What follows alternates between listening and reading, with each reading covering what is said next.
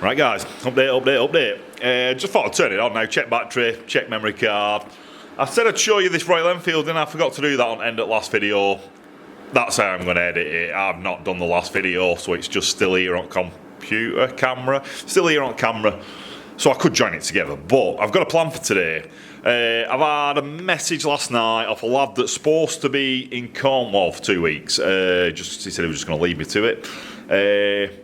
He's obviously thinking about coming back home soon because it is the second week now. So he sent me a message saying, "How are you getting on with that manifold, Ben?" I've not done anything with it yet, so I'm going to do something with it now. Don't tell him. I'm going to do it now. And then, yeah, hopefully just tell him it'll be ready for Monday, I think, because we're on Tuesday now, so I've got plenty of time. I think I can get it on Mandrel Bender, so it should make a good little video. Just go over to Mandrel Bender, do 4 bends, have a look at them. I've got a little jig to put them in. They're going to need some slicing though, so I might have to do that on computer. Let's just spin you around, have a look. So there, where them racing stickers are, I've just got them out because I've just sent that parcel off to a guy in America. He's spent 800 quid or something. I thought he deserves a sticker, doesn't he? So I've got this. This is for an MG race car. No idea of the model or the age, or he did send me a photograph, I think, but it's like one of them, like somewhere between the 30s and the 50s. What you do hill climbs with, sprints, all that kind of stuff. Just a little MG, so this is just that's good. Little bank of 4. It needs to come 1, 2, 3, 4 into that. So that's what it says: 4 times inch and 3/8 into 1 times inch and 3/4. I've got that. That's off my Mandrel Bender. He did ask me to sand bend them because he doesn't like Mandrel bends. How they have a little bump here. You can just see that little bump on that, but it's hardly anything. You get a bump that side, a bump that side, and they normally thin down a little bit here as well. But that former for that inch and 3/8 that I've got there is quite nice. There's a little dint in it there. I think that might be on tooling. There's a couple of little marks in it. So they're not absolutely split mint perfect, but I think they're going to do, and they're going to help speed up the job, and they'll all be nice and perfectly round, won't they? So yeah, just a case of doing that. Basically 1, 2, 3, 4, but like I say, they all need splicing together into there. He did give me an original. That's what's come off it. It's hanging up here. It's got like a little MG octagon. Are they an octagon? I think they might be an octagon. So take that off there. Watch them chrome pipes there going to Australia. When he pays me, he said he's not ready to pay me till next month, I think, or till next week. Next week he's got some more money for work. So got that. That's the basic idea. So that's got the same flange on top of it. It's got the same 4 pipes coming down into one. But basically what he wants it to do, he wants to do the join there. Because this comes right down into the bottom of the car. It's got no ground clearance apparently. I think that might be the reason. This comes out underneath the car. And what they're going to try and do is do a side exit. Normally you'd come out, so you'd whip all them backwards. From what I know. You'd whip all them backwards and run them down side of the door, but this has actually got a door on it. So you can't whip them down side of the door. A lot of these sprint cars, hill climb cars, you jump over the door to get in, don't you? It's just solid body. Like I say, I don't know much about cars, so don't quote me on any for this. But this one, yeah, he wants it to the same. He wants it to run down side of the car, but below the door. So it needs to come out of the bonnet here. And then he's going to do a little drop down, and it won't go down as low as this one, I don't think. Sure, that what reason. And what it is anyway, I just need to bring all pipes together here. So I said, well, you need to build me a jig, because I don't know where that is out there. So he's measured it up on car, and that's roughly what we need. Basically, he just wants me to get it to finish here. He's not bothered if that had a ton of inch and 3/4 sticking out the bottom of there. You just get all them married up before you get to that point. So what I'm going to do, I'll put a little inch and 3/4 collar in here. Yeah, and join all them in. And basically what I was saying, if I measure all them forward, measure the drop, measure the depth, so measure how far the distance is between them two, up and down. So yeah, because that wants a little bit trimming off it. And then I go mock that up on computer. What it will give me, it'll give me angle to cut these off at. I could probably print them out, then wrap them round it, and just cut them out so they're super neat, so they all 4 of them fit together. Other option is to just lay them all on here and just eyeball it and cut them all off with grinder, use a ruler and cut them off with grinder, but they won't be as neat. And then basically the weld won't be as neat. Weld on them's absolutely ginormous, isn't it?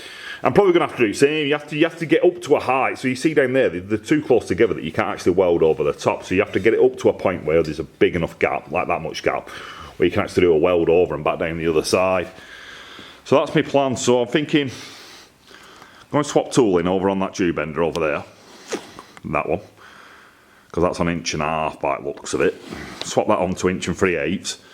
Do 4 90-degree bends, trim them up, drop them in that jig, take some measurements. I think that's going to be the best way. Instead of sandbending them, if sandbending them, that's going to take up a load of time, and then I still need to do some measurements, some working out. Whereas if I just spend my time on the working out, I just go and get the tube bender to do the bends, I can spend more time on the working out. We'll end up with a nicer, neater job, I think. So I think that's my plan for today. Just get that out of the way. It needs doing for end of week, so I'll just get out of the way today. My other one was I need to do another hydroform. I'd done 4. I'd done 4 for that Honda-tron. I keep making name up for that, don't I? Norton, Honda. Honton. It's a real hard one. Just, yeah, whatever it is. Not an Honda. I'd done 4 for that, and I had 4 ready for the guy up in America. The ones that I was sending to America, I had my name stamped on them, and he basically sent me a message back, said he'd prefer without names on. So I was like, oh, what am I going to do about that? Then I realised that the ones for the Ontron haven't got names on either, because he's not decided on how far I'm going to trim them back. So I thought there's no point in putting a name on if he's just going to trim it off. So what my idea was, and I've got them on bench, best way to sort this out is to get them to stick them in the box, send them to America, end of week, do 2 more for that Ontron. Just clears up a load of time. Everyone's happy as well then, aren't they? The guy in America's happy. The guy with Ontron won't notice I've done anything different unless he's watching this, but still, I'm an honest guy, so I'm not going to try and hide anything. If you don't find out, don't find. I'm not going to go and tell him that, all right, we're a bit late because I pushed a lot of customers in front of you. That's what I've got to do as a job in it. I'm constantly battling, trying to juggle jobs, pushing people in front of other people, and it's mental, moving people to the back, sorting stuff out. Yeah, so that's my plan. So I'll just set the camera up, and we'll have a look. So I'm just going to have a bit of a breather, have a brew. Stop looking at the screen, look at the lens. Yeah, I'm going to have a brew. I might have a chat. Right, let's have a brew. I'll get my tripod out. We'll swap tooling over. We'll stick a bend on, see what a trial bend looks like. See if we can get it set up nice. Bang out 4 bends, come back, have a look at this bench. I'll be back. Right, guys, so here it is. This is my 1950s. I think it's 1950s. It's made by Pedrazole, if that's how you say it. That name there, same name on my chop saw. Made in Italy by the Pedrazole company. They're actually called Industrial Bravato Pedrazole or something like that. This Mech Brown chop saw has got a date plate on it. You won't be able to read it, it's too small I think. But on there it says made in 1953, I think. I'm trying to have a look at it. Yeah, 1953. It says it there, dead small. And I feel like that's come with it. Basically, I've got that chop saw, which is early, 1950s. And I've got this tube bender, which is early. It's definitely early. I've been on their website and had a look at the history page, and they've actually got this tube bender. And I'll see if I can get a photograph again. I'm not really good at inserting photographs, so you might never see it. But they've got rows of these. And then you can see them because of these little handles. You see all little handles sticking up in a nice neat row. A World Trade Fair, I think, in the 1950s. So, and it says that it's some of the first tube benders that they made. They've actually got one of these in their showroom as a display item. Obviously, as an example of one of the first tube benders that they made. So that is a very, very, very early mandrel bender. Apparently, I think the invention of a mandrel bender comes from Italy. Something to do with after World War. That's what they set up doing. They started making tube benders. Don't know why, do not know why, how that comes about. But yeah, the tooling from the war, that's what they started doing. They started bending tube, and some of the best tube benders in the world come from Italy. Machines and people, sand benders and stuff like that. I've got them bends down there. They're my scrap bends to check on the mandrel, on the jig. And I think I'm going to need some tube from upstairs, because I think that's 1.5 inches. I don't think I've got enough there of 1 3/8 in my stash and my offcuts to make the 4 bends. So what I'm going to do now is I'm going to open up the hatch, I'm going to go and get some tube down, I'm going to stick you on charge because you had a load of battery and now you don't have any. I'll be back in a second. I'm going to go and get some tube in a bit. Right guys, we're on. Hands are filthy. I think I've wiped some of that on my eye and my nose, and I've been down mine. Basically I skipped out the tube bending bit, battery were on charge, I flipped over the dies on it, the formers. Did a test bend came out mint, tried making it better, it made it worse, so I just backed off the setting again, bent it as they were, because that was probably the best they're going to come out. They're very close to the bend that I was copying off. In fact, they're better than the bend I was copying off, so yeah, nice, just keep with that setting. Bent all 4, I'll spin it around for you now.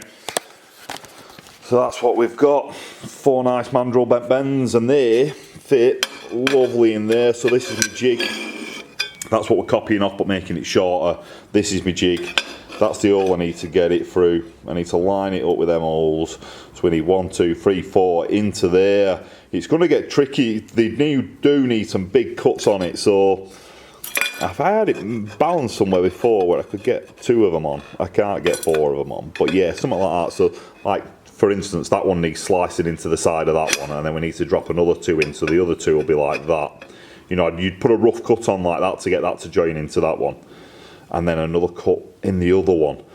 But yeah, it's all tricky. I thought, how am I going to suss that out? So I've done all measurements, I've wrote it down in my book, which is this, roughly. So I'm going to go home, I'm going to suss that out on computer.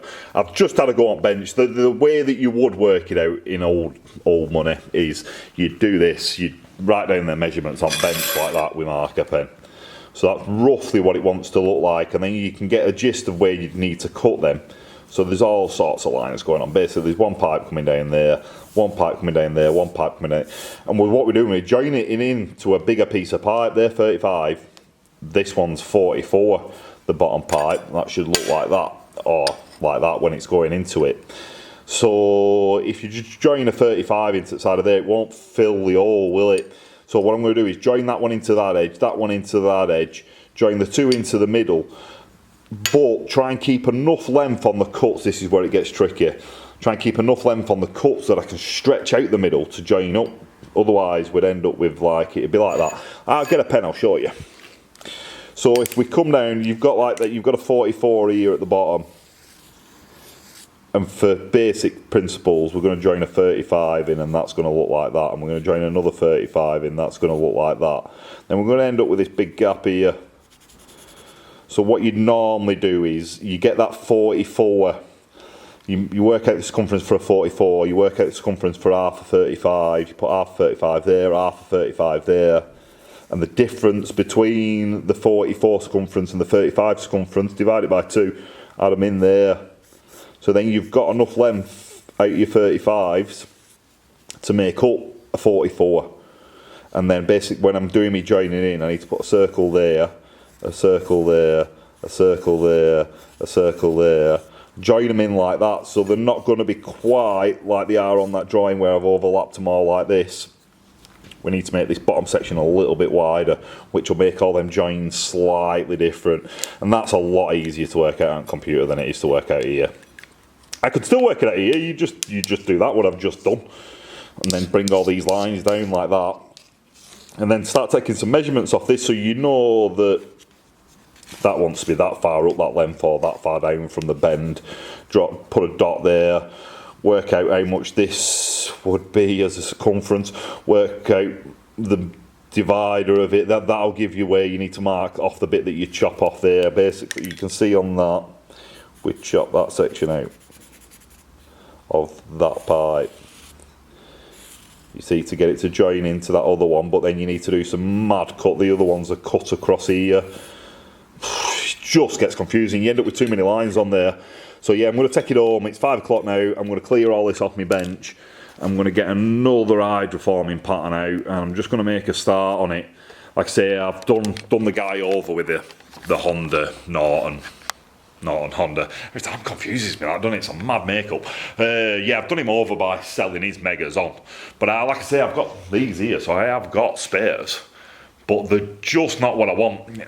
Some of them have got logos on. The ones that I want to put on his bike have not got logos on because we're going to trim a load off. Basically, if you have a look at these, that's got a logo on it. There's a logo there.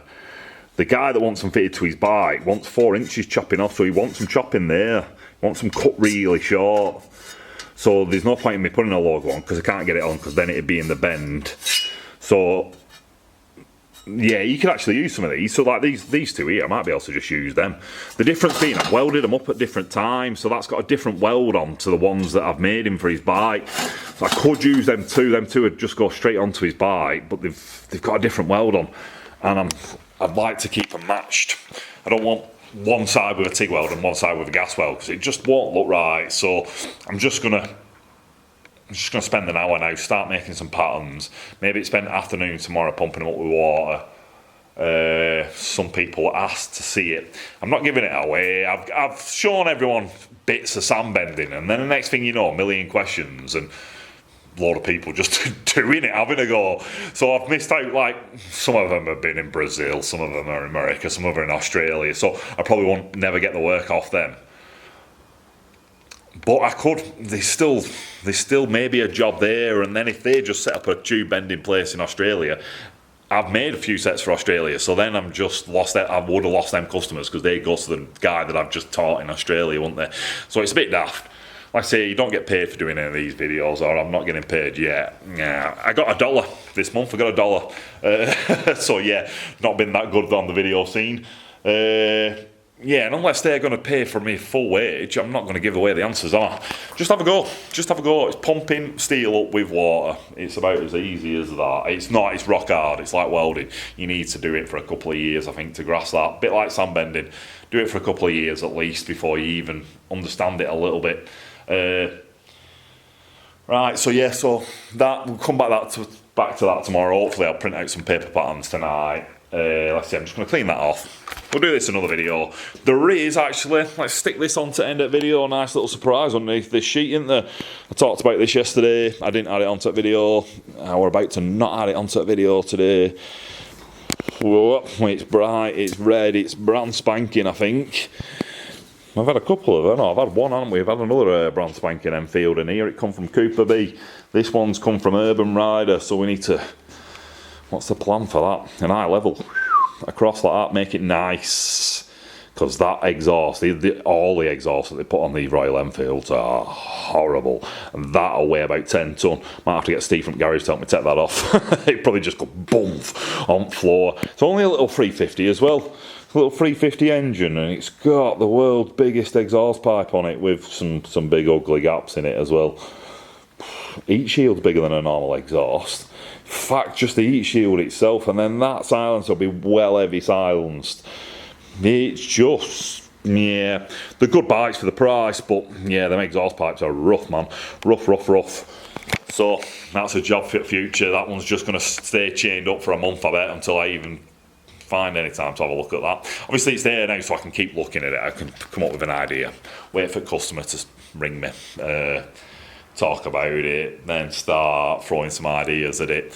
I did think it was going to turn up with an exhaust pipe, to be honest, for me to copy. Not that big pile of shite. So that's me. Yeah, come back tomorrow to see some manifold welding. I'm going to put it together into a reel as well. That's why you can't film most of it. So I reeled some of it, bending it. Find it on Facebook. In a bit.